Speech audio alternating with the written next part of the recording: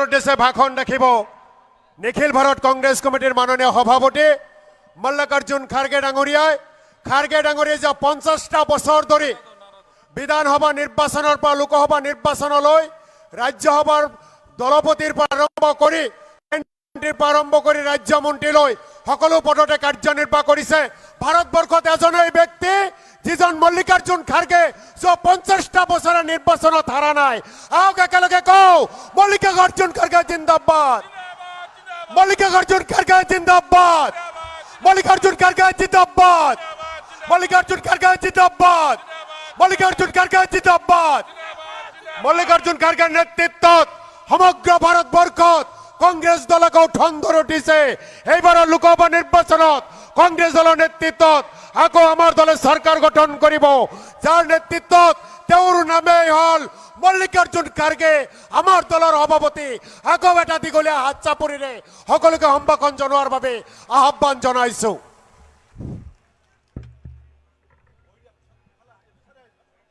आज के इस जो चुनावी सभा में आसाम राज्य में इतनी बड़ी संख्या में आप कांग्रेस पार्टी के नेताओं को सुनने के लिए आए हैं। मैं आप सबका धन्यवाद करता हूं, सबको सलाम करता हूं, सबको नमस्कार करता हूं। इस मंच पे बैठे हुए मेरे भाई जितेंद्र सिंह जी, भूपेन बोरा जी, डेबोरा सैकिया जी, पवन सिंह घाटोर जी, दीप बयान और कैंडिडेट जो बोरापेट के हमारे कैंडिडेट हैं, बोरपेटा के कैंडिडेट यहाँ है दीप बयान, उसी तरह से गर्जन मुसाहरी कैंडिडेट कोकजार वो भी यहाँ पर मौजूद है। जाकिर हुसैन सिकदर वर्किंग प्रेसिडेंट जिन्होंने खूब जोश में भाषण किया, सबको वेलकम किया। अब्दुल खालिक जो एक्स एमपी हैं और वो भी हमारे साथ जोड़ के जोरदार काम हमारे कैंडिडेट को जिताने में कर रहे हैं। डॉक्टर नासिर हुसैन साहब मेंबर ऑफ पार्लियामेंट, पृथ्वीराज साटे जो यहाँ के सेक्रेटरी है, और सभी एमएलए जो इस मंच पे बैठे हैं, और डिस्ट्रिक्ट प्रेसिडेंट्स हैं, ब्लॉक प्रेसिडेंट्स हैं, पीसीसी के ऑफिस बेयरर्स हैं, सभी हमारे कार्यकर्ता भाइयों को, बंधुओं को, माताओं को, मेरे मीडिया के दोस्तों को, सबको फिर से एक बार मैं सलाम करता हूं, नमस्कार करता हूं। भाइयों, ये बरपेटा आसाम का बहुत बड़ा महत्वपूर्ण स्थान है। यहां महापुरुष शंकर देव, महापुरुष माधव देव की कर्मभूमि रही है। बरपेटा की इस महान भूमि को मैं नमन करता हूं। यह क्षत्रिय परंपरा का गढ़ रहा है, और हमारे लिए ये भूमि इसलिए भी खास है कि भारत के 5वें राष्ट्रपति फखरुद्दीन अली अहमद जी यहां से सांसद रहे और वो देश के राष्ट्रपति भी बने। तो ये पवित्र भूमि है। इस भूमि से ये दोनों नौजवान कंटेस्ट कर रहे हैं। आप इनको जिता के लाओ। इनका चिन्ह क्या है? अरे निशान क्या है? हाथ को वोट देने वाले सभी हाथ उठाइए। अरे देखो वहां पर आप नहीं उठा रहे, क्या बात है? तो ये सभी भाई हाथ उठा के इन दोनों को आप आशीर्वाद दो। अगर आशीर्वाद देकर यहां से चुन के जाएंगे तो हमारे इंडिया अलायंस गठबंधन एक पावर में आने वाला है और मोदी जी भाग के जाने वाले हैं।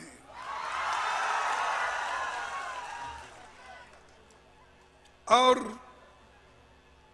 मैं इसलिए मजाक नहीं कर रहा हूं, सच्ची उनकी पार्टी हिल रही है और मोदी जी भी हिल रहे हैं। इसीलिए वो हमेशा कांग्रेस को टीका करते रहती है, गांधी फैमिली को टीका करती है, सोनिया गांधी को, इंदिरा गांधी जी को, राहुल गांधी को, प्रियंका गांधी को, सबको मोदी गालियां देते रहते हैं।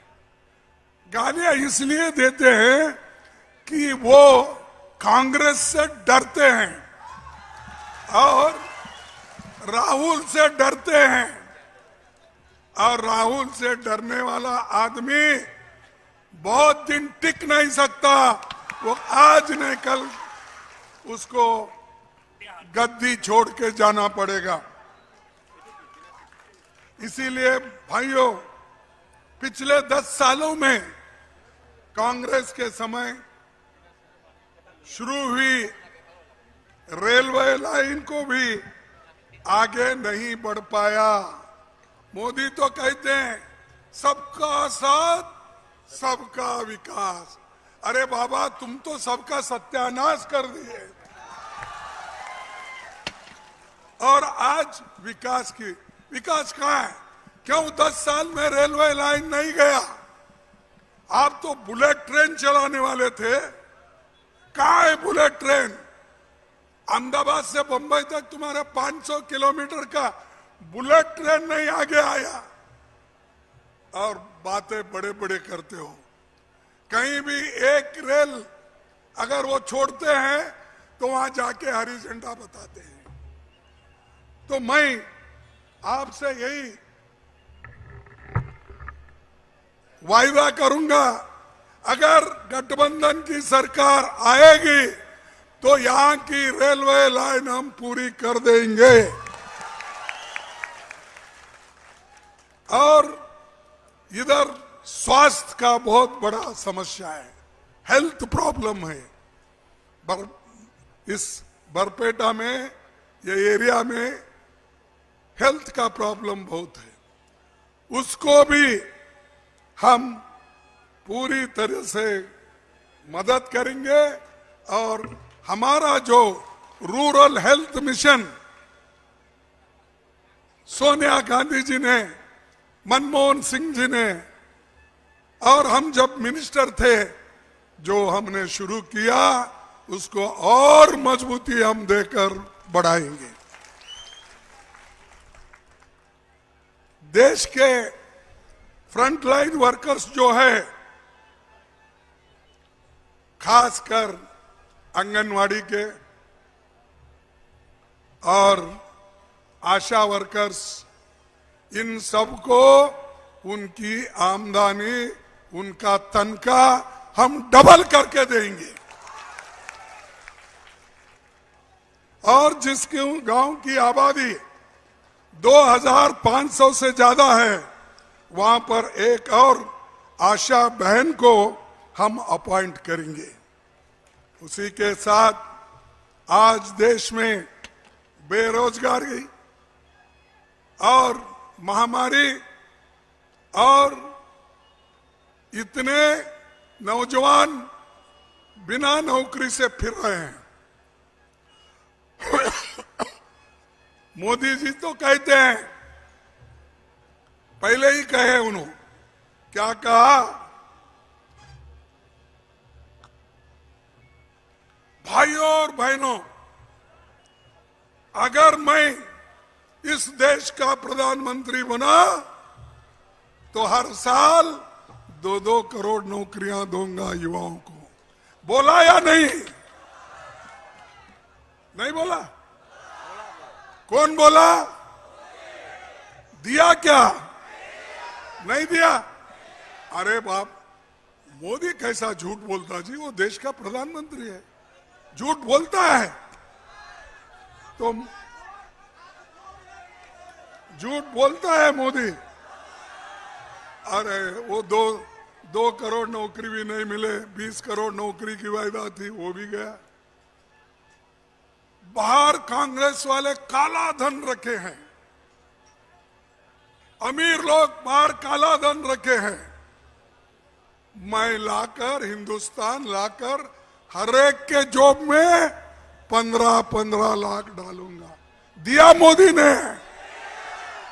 देखो भाई, दिया होगा, तुम्हारे चीफ मिनिस्टर के ट्रेजरी में भरा होगा, देखो, देख लो, सच है नहीं? नहीं? और ये भी झूठ है, 15 लाख भी नहीं मिले। अरे ठीक है, फिर ऐसा नहीं बोलना। और एक ने कहा, इतना ही नहीं, किसानों की आमदनी में डबल करूंगा। किया डबल? फिर मोदी झूठ है? अरे कितने बार झूठ बोलता है भाई? तो 1 बार, 2 बार, 3 बार झूठ के ऊपर झूठ बोलता है। इसीलिए मैं हमेशा कहता हूं, मोदी जी आप झूठों के सरदार हैं।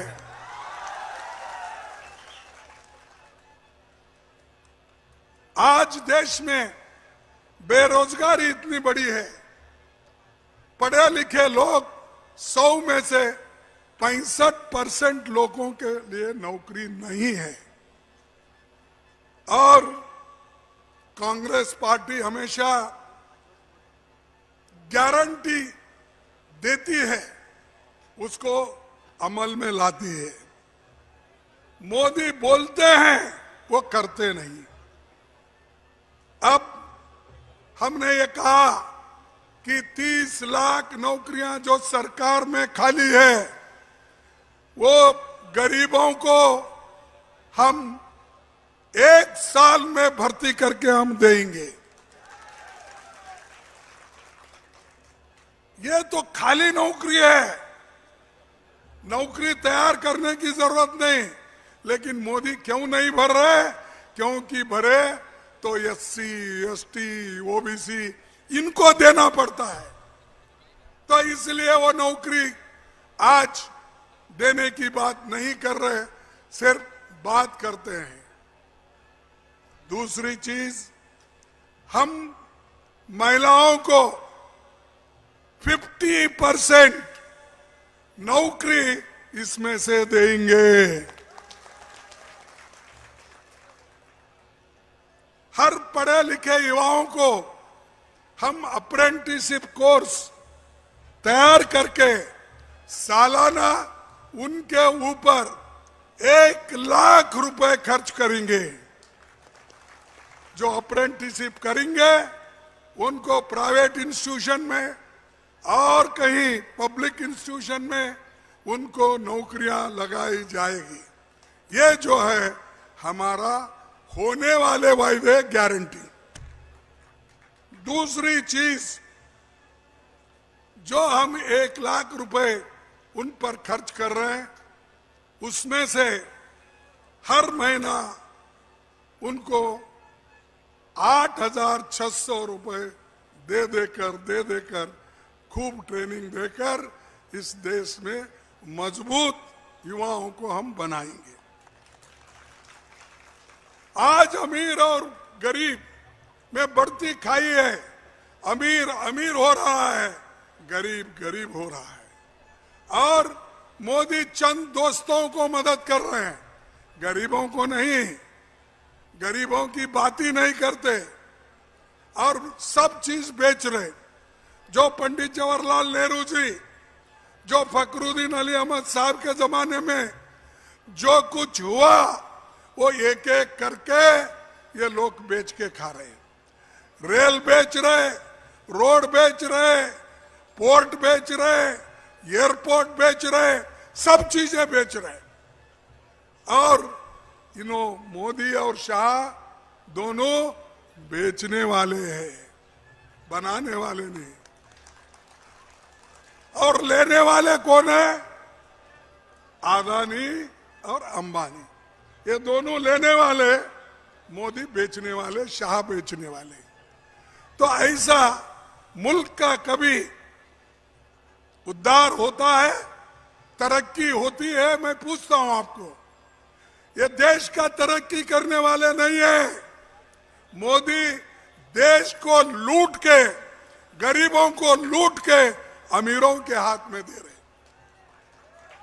16 लाख करोड़ अमीरों का कर्जा माफ कर दिया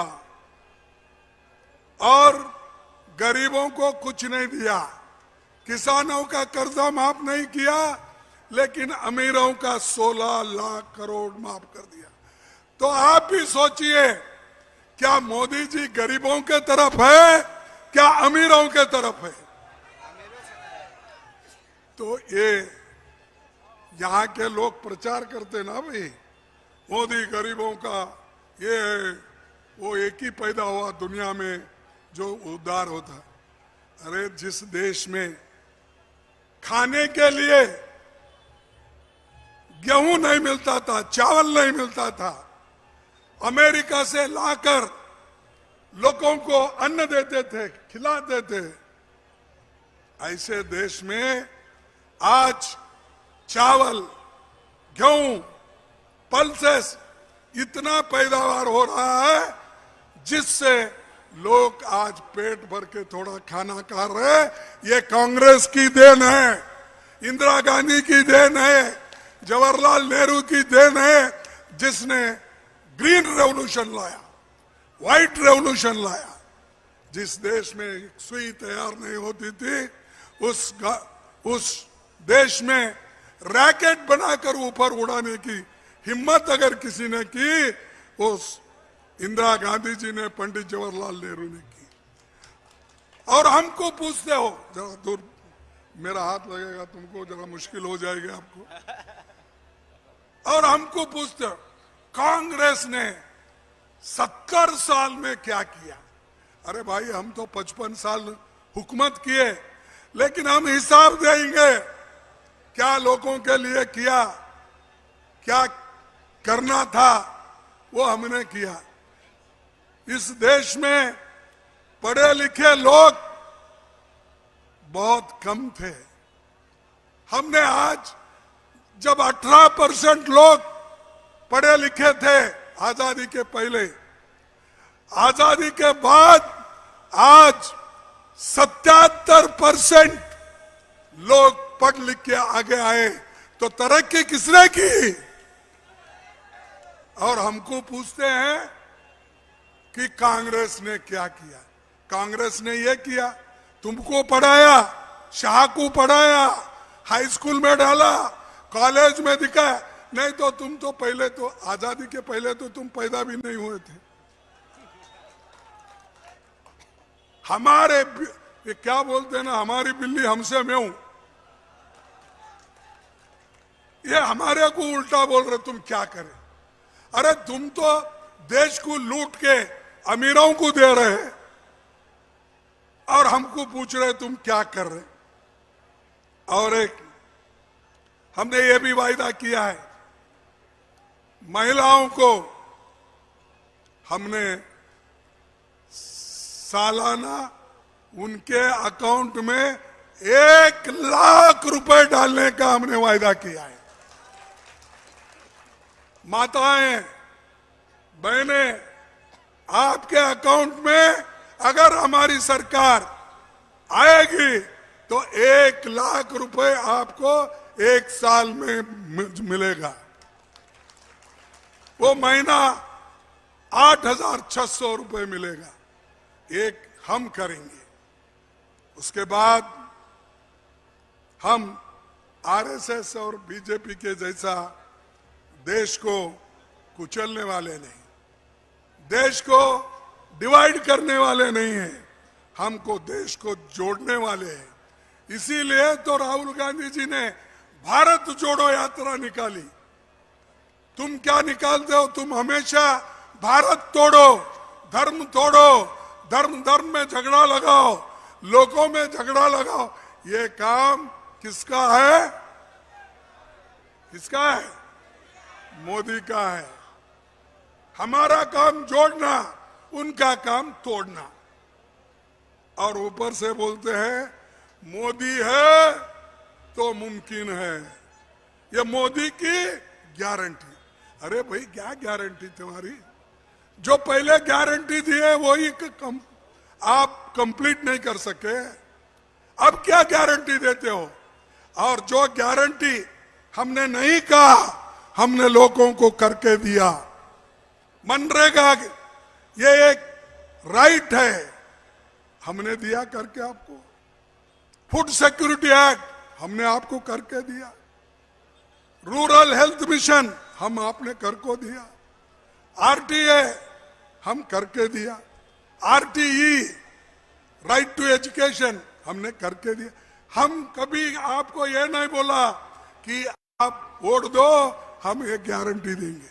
हम जब हुकूमत में आए, जब हमारी संख्या कम थी, फिर भी हमने हिम्मत के साथ मनमोहन सिंह के नेतृत्व में, सोनिया गांधी के आशीर्वाद से ये सारी काम करके लोगों का पेट भरने का काम हमने किया। और आप, हम जो काम कर रहे हैं उसको आप बोल रहे हैं ये मोदी 80 करोड़ लोगों को फ्री राइस दे रहा है। अरे कहां से देता भाई? ये हमारी स्कीम है, हमारा एक्ट है। अगर तुम उस एक्ट को निकालना भी चाहते हैं, आप निकाल नहीं सकते। ये हमारा हक है। ये right to food, right to work, right of information, right to education, ये अपना है। इसको आप निकाल नहीं सकते। आप क्या, आपके कोई शिष्य भी नहीं निकाल सकते। और ये मोदी बार बार अहंकार की बात करते हैं और बार बार यही बोलते हैं कि मोदी है तो मुमकिन है, मोदी की गारंटी, फलाना फलाना बोलते रहते हैं। भाई कोई आदमी अगर रहता है, वो बोलता है हमारी पार्टी की गारंटी। जब इंदिरा गांधी जी 20 सूत्री कार्यक्रम लाए थे, 10 सूत्री कार्यक्रम लाए थे, बहुत से रिफॉर्म्स लाए थे, कभी हमने ये नहीं बोला कि हम ये काम आपके लिए किया। हमने किया, देश के लिए किया, भलाई के लिए किया, गरीबों के लिए किया। ये सुबह शाम उठते ही मैं यही बोलते जाते हैं। अब उसके अलावा उनका, मोदी जी का और एक है। पहले तो बोलते थे, मोदी जी कहां से शुरू करते थे कि मुगलों से शुरू करते थे। बाबर से लेकर, अकबर से लेकर औरंगजेब तक आते थे, बोलते थे, और मटन चिकन की बात करते थे। और मुसलमान वो ये देश की संपत्ति को लूट रहे हैं। अरे जो चीज हमारे इलेक्शन मैनिफेस्टो में नहीं है, उसको आप बोल रहे हैं कि ये मुस्लिम लीग का मैनिफेस्टो है। बताओ उसमें क्या है? मैंने लाया था, उसलिए टाइम भी पूछा था, मुझे टाइम तो नहीं मिला। उनका कोई आदमी यहाँ पर बोला करते, मैं बोला भाई मैं तो मोदी से लड़ रहा हूं, तेरे से क्यों लड़ूं? तेरे लिए लड़ने वाले ये हमारे बहादुर सेना है, हमारे लोग हैं, वो लड़ेंगे। और हमेशा ये जो झूठ की फैक्ट्री है मोदी जी के पास, ये नहीं चलेगा। अब हमारा जो गठबंधन है, ये गठबंधन जरूर सत्ता में आएगी, बीजेपी को रोकेगी और बीजेपी खत्म हो जाएगी। जब मोदी जी घबरा जाते हैं, घबरते ही उनको बड़बड़ाने लगते हैं, क्या बोलना क्या नहीं। कभी मुझे कुछ बोलते हैं, कभी राहुल जी को बोलते हैं, कभी सोनिया जी को बोलते हैं। अरे भाई, आप क्या काम करें वो पहले बोलो, आप क्या तीर मारे वो बोलो। वो सब छोड़ के कांग्रेस को गालियां देना, कांग्रेस के बारे में झूठ फैलाना, ये काम वो कर रहे हैं। तो ऐसे आदमी, जो आदमी 13.5 साल मुख्यमंत्री था गुजरात का, कुछ नहीं कर पाया, किसकी भलाई नहीं किया, और ये 10 साल में उसने आगे देश को आगे नहीं लेके गया। यहां तक मैं चंद आंकड़े आपको देता हूं। क्या है कि आजकल ये लोग सिर्फ एक बहाना बनाते हैं कि हमेशा कांग्रेस के खिलाफ साजिश करते हैं, तो इससे तो हम डरने वाले नहीं। अगर डरेंगे तो मरेंगे। आप डरना नहीं, लड़ना है। मैं आपको चंद आंकड़े देता हूं, इसलिए देता हूं कम से कम आपको मालूम होने दो। पेट्रोल हमारे यूपीए गवर्नमेंट के जमाने में 66 रुपए था, 66 रुपीज। आज कितना है? 100 रुपए। ज्यादा भी हो सकता है, 102 रुपए, 100 रुपए ये पर लीटर को। डीजल हमारे जमाने में 52 रुपए था, आपके जमाने में कितना है? 90 रुपए है। ये मोदी की भलाई, ये मोदी की जो गरीबों को मदद करने का, किसानों को मदद करने का, ये है सबका साथ, सबका विकास, गरीबों का सत्यानाश। क्रूड ऑयल हमारे जमाने में 105 रुपए डॉलर थी, अब कितना है? 86 रुपए डॉलर। अब तो क्रूड ऑयल कम हुआ, दाम कम हुआ, तो डीजल पेट्रोल का दाम भी कम होना चाहिए ना। वो तो डबल कर दिए। क्रूड ऑयल जो हम बाहर से मंगाते हैं उसका दाम डॉलर में कम हुआ, लेकिन डीजल पेट्रोल का दाम डबल हो गया। यह है मोदी की देन, यह है मोदी का गिफ्ट गरीबों को देने का, किसानों को देने का। एलपीजी 414 रुपए हमारे जमाने में था, 414 रुपए एक सिलेंडर। आज 903 रुपए, कई जगह 102 रुपए है। तो मोदी जी क्या अच्छा करे या बुरा करे, आप ही देखिए। ये सब बोलने का ढंग है।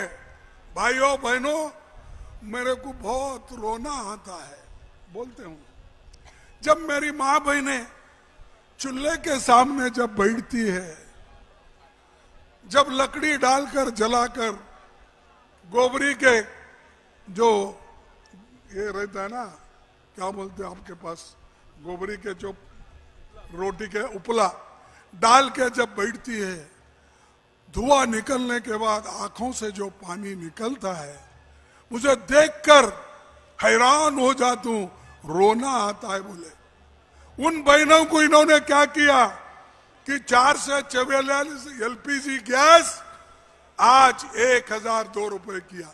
ये इनका गिफ्ट है गरीबों के लिए। शर्म आना चाहिए। जो आदमी इतना झूठ बोलता है उसके बारे में आपको सोचना होगा। और अगर कांग्रेस की गवर्नमेंट आई तो प्राइसेस पे हम कंट्रोल रखेंगे, और गरीबों के तरफ हमारा ध्यान ज्यादा रहेगा। हम जो अमीर खूब कमाया है उसको थोड़ा शांति मिलने दो। भाई बैठो, आप ज्यादा इसमें मत हाथ डालो। आटे की कीमत एक 10 केजी का आटा 210 रुपए हमारे जमाने में था, अब 447 रुपए। देसी घी 300, 705 अब। मस्टर्ड ऑयल 52 रुपए, आज 150 रुपए। अरहर दाल यानी तुअर दाल जिसकी कीमत आज 128 रुपए है। अरे कहां सस्ता तुमने किया? गरीबों का हालत मालूम है? चुप भाइयों बहनों बोलना, तुम्हारे आंखों के आंसू देकर मुझे भी आंसू आए बोलना। इससे लोगों का समस्या हल नहीं होता। भाई लोग खाना चाहते हैं, जब खाना मांगते हैं, नौकरी मांगते हैं, नौकरी जब पूछते हैं तो तुम बोलते हैं जाके पकोड़ा करो, पकोड़ा का दुकान निकालो। जब खाना पूछते हो जाके बेकरी में, तुम क्या बोलते हो उसको, ये बर्थडे पे वो केक खा ले बोलते हैं।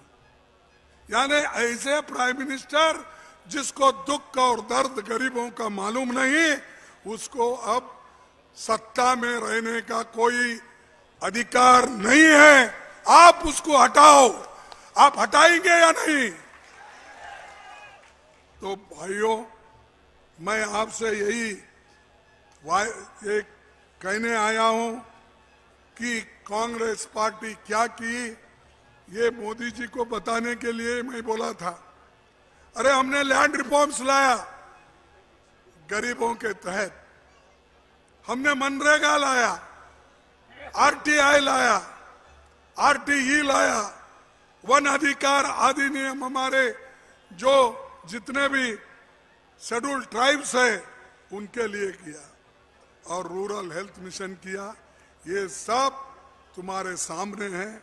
इसीलिए आरएसएस बीजेपी मिलके आज जो देश को बर्बाद करना चाहते हैं उसको बर्बाद हम नहीं होने देंगे।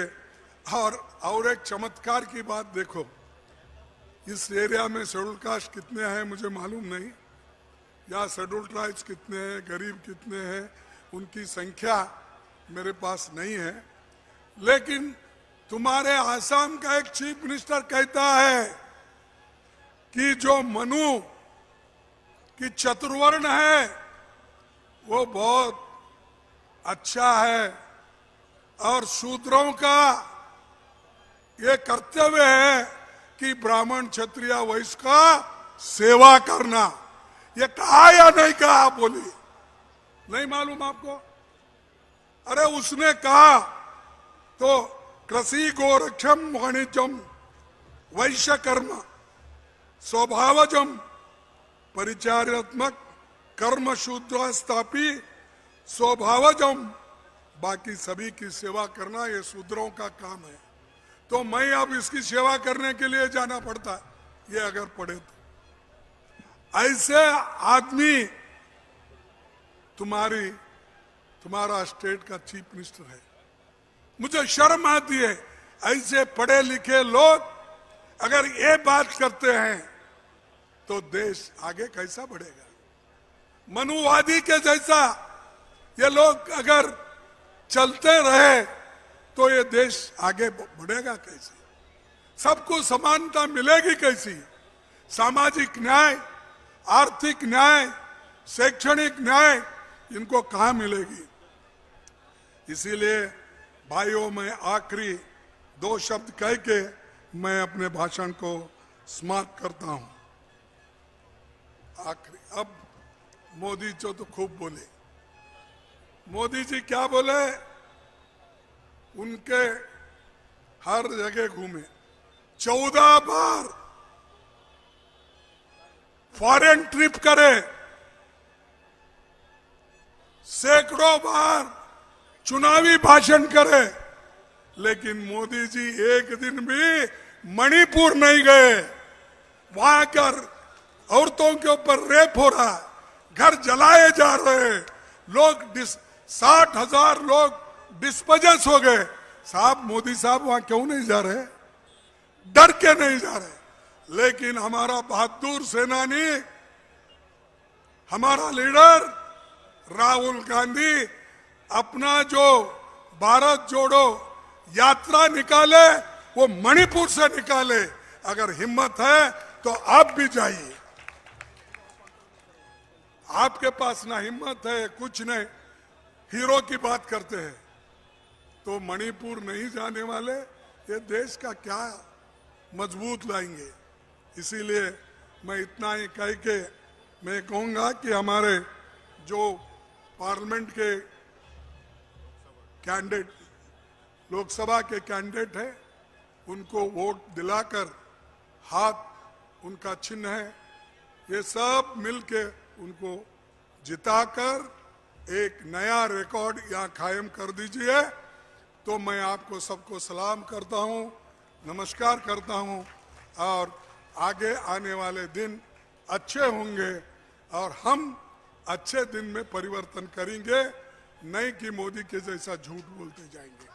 हम झूठे नहीं हैं। मैं एक नारा देता हूं, आप उसको स्पंदन करना। हाँ? मैं बोलूंगा, मोदी को हटाओ, देश बचाओ। मोदी को हटाओ, मोदी को हटाओ, देश बचाओ, मोदी को हटाओ, देश बचाओ। जय हिंद, जय कांग्रेस।